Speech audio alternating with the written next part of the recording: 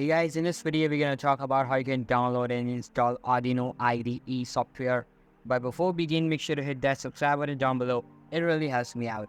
Alright guys, so first of all, open up any type of preferred browser or your PC and search for Arduino IDE software, and then open up its official website. Once you're on the official site, navigate to the software section to download the software.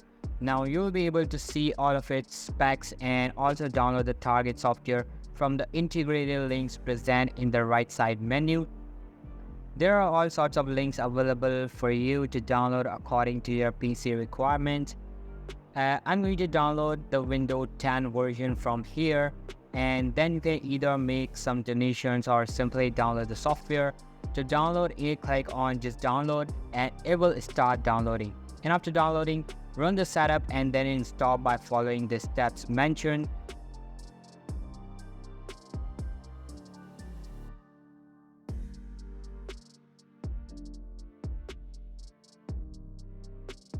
And that's how you can download and install Arduino IDE. So that's all for today's video. Hope you liked the video. I'll be meeting you in the next one. See you soon. Bye.